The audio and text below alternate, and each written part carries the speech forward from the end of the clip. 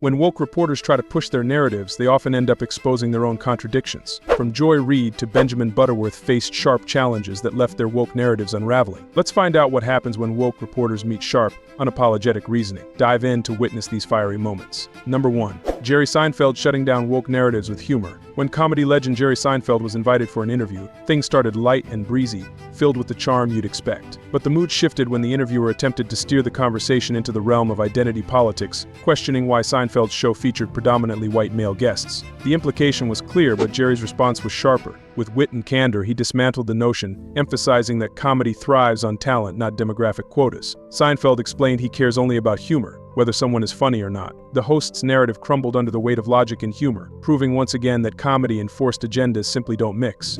I have noticed that most of the guests are mostly white males of 22 episodes. Yeah, let's get into that. No, but you take a look over here, Peter. What do you see? A lot of whiteys. What's going on here?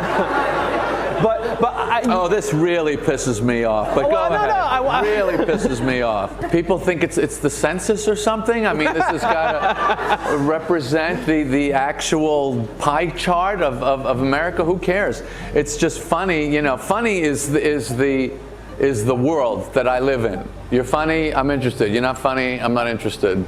Okay. And I have no interest in gender or race or anything like that, but everyone else is kind of with their little calculating, is this the exact right mix? You know, I think that's, to me, it's anti-comedy. Number 2. Tiffany Justice standing firm against woke narratives. During a heated interview with Joy Reid, Tiffany Justice, a mother of 4 and co-founder of Moms for Liberty, showcased resilience and sharp reasoning. Reid attempted to corner her by questioning the group's stance on restricting certain books in public schools, such as All Boys Aren't Blue. However, Justice turned the conversation on its head, emphasizing the importance of parental rights in determining appropriate material for children.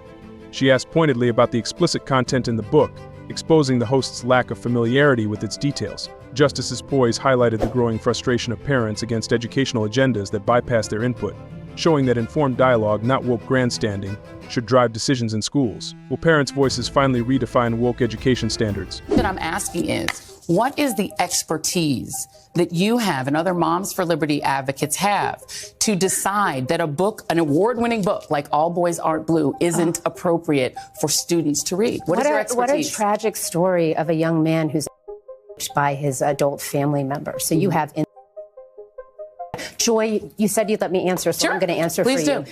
you. In what context is a strap-on acceptable for public school? I mean, that's my question to you. Tell me what the context around the strap-on or the of a minor child by a teacher. Hold on a second. No, wait, we're talking about public school. One moment. All right. So now you've asked me questions. Sure. I'm going to answer it. Okay. Well, who is the main character? What's the name of the main character in All Boys Aren't Blue? You're asking me right now. You just gave me very specific information about this book, so you're presenting yourself as somebody expert. It's the gentleman. Hold on.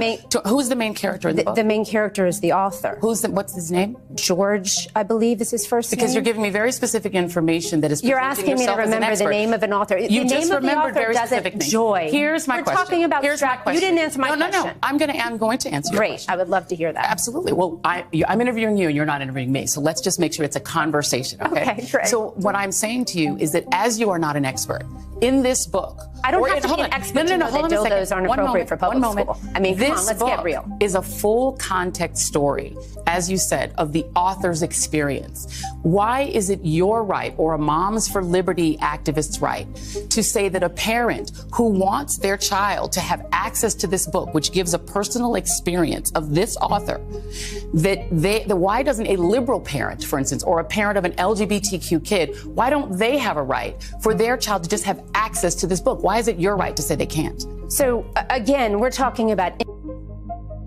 And each parent, each parent has to decide what is appropriate for their child to read. So I want you to answer. I'm going to ask you one more time. Right. What is your right to tell a parent who wants their child, who might feel seen by this story, why don't they have the right? Why don't they have the right as a parent to say, my child can have access to this book? If a child feels seen by this story, that means that they have been the victim of a predator. That means that they have either been by a family member. They've experienced and your proof rape of that is what? You just said that What's if your a child proof of feels that? seen by this story. Number 3. Belinda exposing the flaws in Benjamin Butterworth's argument. In a fiery debate, Belinda dismantled Benjamin Butterworth's push for gender-neutral bathrooms, emphasizing the safety and comfort of women. Butterworth's attempts to trivialize the issue by focusing on economic priorities backfired as Belinda passionately highlighted the real concerns of vulnerable women and girls needing secure spaces. When Butterworth dismissed these fears, she exposed his lack of understanding, pointing out how policies can inadvertently enable misuse by predators. Belinda's measured arguments drew attention to the growing divide between woke agendas and practical realities, advocating for women's right to decide what's best for them. Her stance revealed the flaws in Butterworth's reasoning, leaving the audience questioning the logic behind such sweeping, one-size-fits-all policies. How will debates like this shape the future of policies around women's safety and gender-neutral spaces? Why do you like them so much, Benjamin? I mean, I've never said that. I can't say it again. But do you know what? Well, you don't agree with this policy from Kemi Badenoch, though. It's pretty weird in the deepest economic crisis we've had for decades that there is a government minister who is obsessing over where some people pee. I mean, Belinda, where do you think they were peeing last year? Why You're does it, if trivialising it's little this. to you? You don't know what it's like This is being about- a girl at school or being I've a not- vulnerable woman in needing a safe space to run to. I've never I'm sorry, ever but said they shouldn't no, have but them in schools, you've just ever. said that it doesn't really matter because No, I of cost didn't. of living, or why is it I so said, where do you important? think they pee? It matters to us. Where do you think they peed before? Where do I think they pee before? I've only ever known single-sex loos in nightclubs So where do you think and bars. transgender women peed before? I think there were a tiny amount of transgender There women still are. before. Now the trans spectrum has become so vast. Where do you think it they peed includes before? and Oh, every you are sexual deviant. No, I'm saying it now How includes dare that. you say trans And it- people and are... She did not I did say not that. say that. You said they're paedophiles. No, I said the What a trans bigot. spectrum has been expanded so much. Does a Files. huge disservice to Does that match genuine Ofcom trans rules? people. Does that match Ofcom No, rules? I didn't Did- say did- that. did you listen You're to what Belinda said? misquoting me. You just said the trans spectrum Has is extended been- to... Extended to Wait, include the worst sexual deviants who hide under the You're saying umbrella, to gay? which does a Rapists and huge paedophiles? disservice to trans women. A But huge Benjamin, disservice to the trans community. Should This lesbians be is banned? so outrageous. Should lesbians be banned? Putting words into my mouth Should is lesbians so be banned? outrageous. Of You don't course. know Should how- lesbians what- be banned? Trans extremism has Should hurt lesbians the be trans banned? community more than women Should wanting their lesbians safe be spaces banned? ever could. There are rapist lesbians. Why have you brought lesbians into this, by the Because she's saying that these people are going to target women. Well, should lesbians... I didn't say- Should I said it- bisexual No, but women be Benjamin, banned? Benjamin, you must note there is evidence, Benjamin, of trans, for example, in hospitals using that to women. There is evidence of that, Benjamin. This to be is not clear- a made-up story. And so the Don't need a door to stop them. People who are repugnant and heinous, and people who are...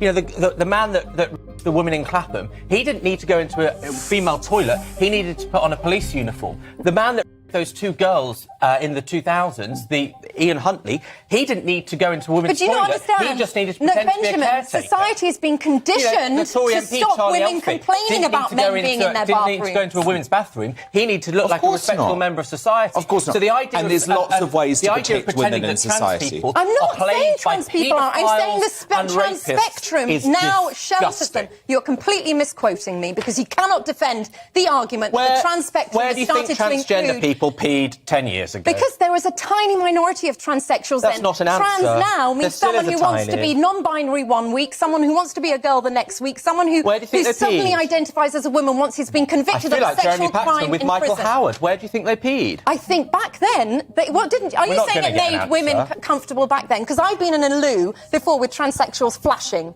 Right? And you're saying that my experience is completely invalid and I'm No, I didn't. transphobic for having that experience. Well, you are transphobic. No, I am But where do you not, think because they I feel peed? You protective just called them over rapists and I feel paedophiles. protective over No, the she- genuine Benjamin, trans community Benjamin, we who have are to being be- slurred by trans we have to What do be you no, but think? we have to be clear. It's not fair. You're saying that Belinda said that trans people were That the transfer has she been didn't. extended. No, to- the yes. has been extended Which to bit of that do include... you not understand? So you saying in prison who say they're women now are part of the trans community because if you let's don't, just be that's clear. transphobic. I couldn't give a damn about I know.